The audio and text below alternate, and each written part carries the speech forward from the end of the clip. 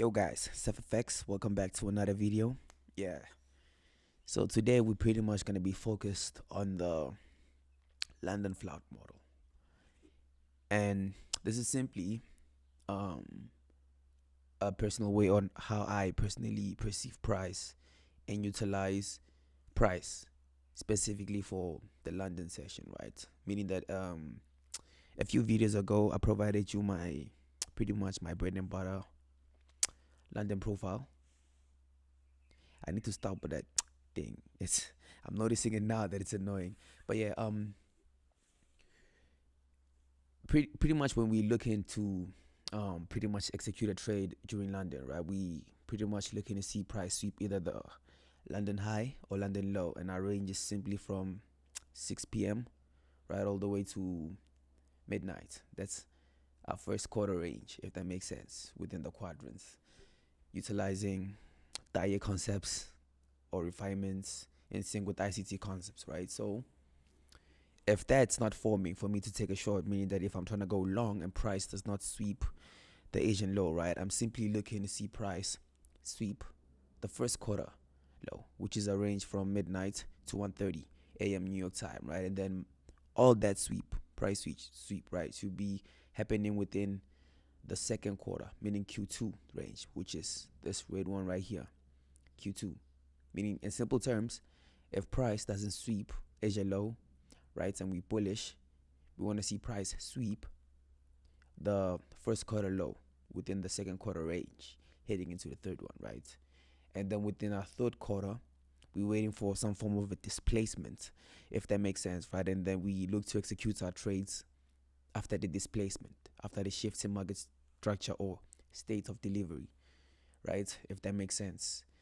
So within our third quadrant, if that makes sense, right, we divide that into quarters too, and then our highest probability entry zone is simply within the third quarter, if that makes sense. So our accumulation range is from midnight to 1:30, our manipulations from 1:30 to 3 a.m. Then from 3 a.m. to 4:30, we divide it into quadrants, and then our entry range is gonna be from 3:45 all the way to 4:08, if that makes sense, right? Just ignore this. Yeah, ignore that. I need to fix up this PDF, right? So simply, price should be looking something like this on the 15-minute time frame, right? Because usually how I approach it, I'm looking for displacements on either the 15 or 5-minute time frame if I'm looking to take my executions within the Q3 range, if that makes sense, right? So traditionally, we would be looking to see price sweep Asia sell side, right, and then draw higher, right? But in this case, price only sweeps the first quarter range, if that makes sense, within Q2, the manipulation range. And then from that, price draws higher, right, creating displacement, right? And our first easiest displacement that you could utilize would be the Q2 high, if that makes sense. This up close candlestick right here, if that makes sense, right? So, but my eye personally draws into this one right here because it's the highest bullish bar before the bearish order block, if that makes sense, right? So we sweep sell side, we draw higher, creating change in state of delivery, right? And then we create a fair value gap, right? And then within that fair value gap, we want to be executing within the third quadrant, meaning that we want to execute our trade between 3:45 all the way to 4:08, if that makes sense, right? So it should be pretty much looking like something like this, but like now when we scale down to a lower time frame, it should look something like this. This is pretty much the 5-minute time frame, right? I'm just removing all external details just to reduce the distractions, if that makes sense, right? So if you can actually compare the small mini image right here compared to like the true chart, it's pretty much in sync. They pretty much look the same, right? The only difference is internal price. But yeah, price sweeps Asia buy side, right? It draws lower, draws back higher, right?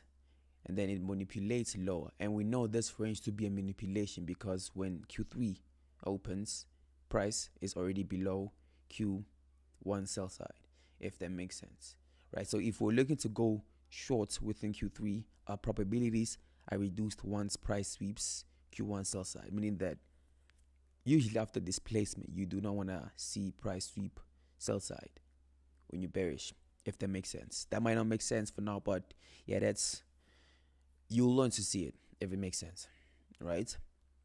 So what price does, right? It draws lower within Q2, sweeps Q1 sell side, right? And then heading into Q3, price draws higher. This is our displacement zone. Price goes back into the range, if that makes sense. This is the fair value gap, the 15-minute fair value gap, right? And then the next candlestick after it, if that makes sense, that would be your execution trade. That's where you'd look to go long, per se, right? And then you could potentially place your stop if you want to be safe within the lowest point of the range, right? Or just right below the fair value gap, because if you can pay attention, price draws lower heading into this fair value gap, right? And in close proximity to it is an inversion fair value gap, if that makes sense, within the order block range. Yeah, so right now we're going to be going into a live chart, and I'm going to try explaining this exact same profile in a more clear and defined way, if that makes sense. Okay, so right here we within our live charts, right? So benefits of bar replay again, because this is actually how you learn to identify this within price. But yeah, first thing you pretty much do it, right, is you identify your midnight range, right? And then you identify your Asia range, which is from midnight all the way to 6. This would be our Asia range, if that makes sense, right? So right now we identify high, which is pretty much Asia buy side. Okay, and then let's just make this smaller. Matter of fact, let me just cut this and make everything faster. Okay, so right now we've got a range in check, right? So what we do next, we pretty much outline our London range. This is strictly if you looking to trade London, right? And then now here are the 2 or 3 things you're pretty much looking for, right? When price opens, you divide your Asia range into half, right? And then you wanna identify the equilibrium range, if that makes sense, which would be this lower point right here, right? And then anything that's below the equilibrium is a discount, and anything above is premium. So meaning that your highest probability sell trades will be above price, and then your highest probability bullish trades would be below price, right? And then within this range, you divide your range into quadrants like this, if that makes sense, right? Then you'll be identifying your accumulation range, if that makes sense. We can mark this out as red. Let's see.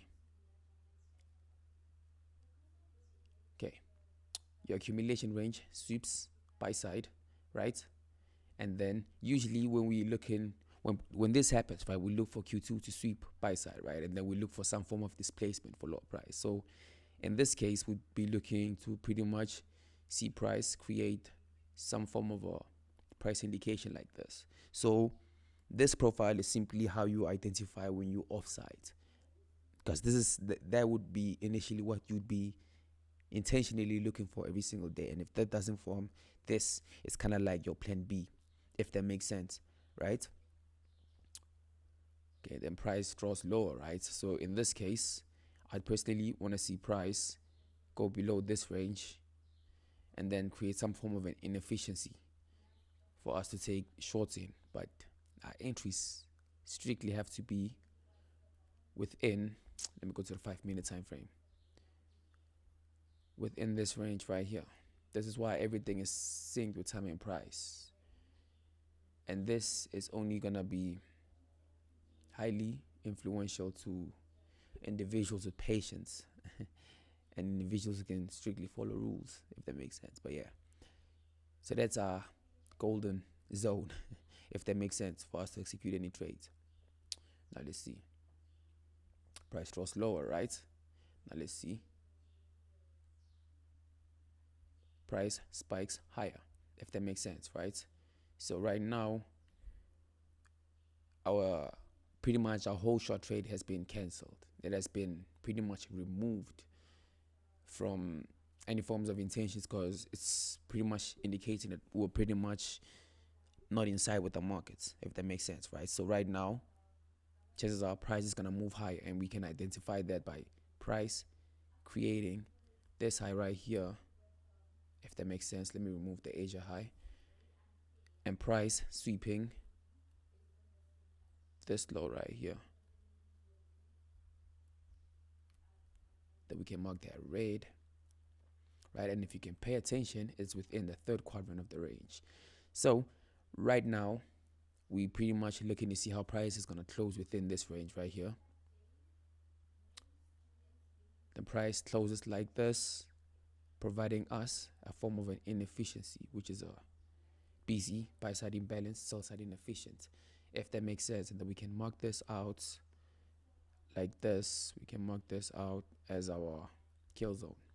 Then we can drag this all the way down like this, and then go to the 5-minute time frame, right? So as soon as price pretty much provides us our breaker, right, it creates an inefficiency within the 15-minute time frame, right, which is this one right here. But if you want to refine it to the 5-minute, it would be from this low right here to this candlestick close, to this candlestick low, if that makes sense, right? And then we can make it red. Then now we know that this is our initial kill zone, right?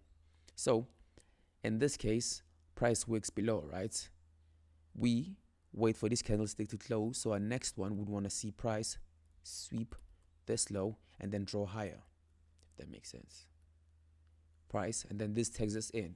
But now if you want to be more flexible and more safe, right, you want to refine price because you don't know how low price is going to go, you would simply identify some form of a PDA that you want to see price violate, like this one, which is pretty much influencing lower prices. So you want to see price close above it, something like this. Let's see. As it goes lower, this becomes a potential breaker. Let's see. This one becomes a potential breaker, and then price closes above this one's body, right? So in this case, you'd want to execute your trade within that fair value gap range right there, and then in trusting that price could potentially draw lower to this order block range below price. Let's remove this fair value gap from the 1-minute time frame. We'll do it like this. Okay, still hasn't gone, but okay. So in this case, we're pretty much removing everything. We only focus on live price right now, right?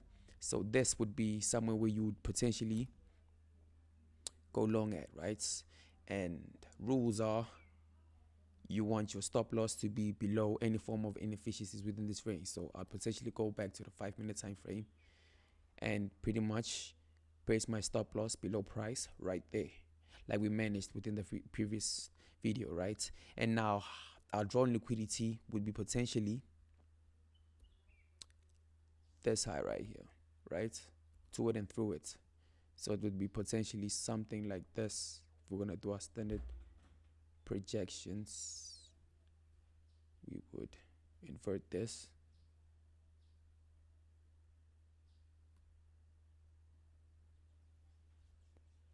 Like this, and then the next standard deviation above it, that's our drawn liquidity. So it could be potentially something like this.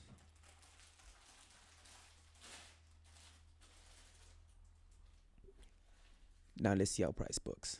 The price keeps going higher. Yes, current price still forming. So yeah, that is still yet to be seen. But yeah, hopefully you found this insightful, helpful. And if you liked it, hit the like button. And yeah, man, stay safe.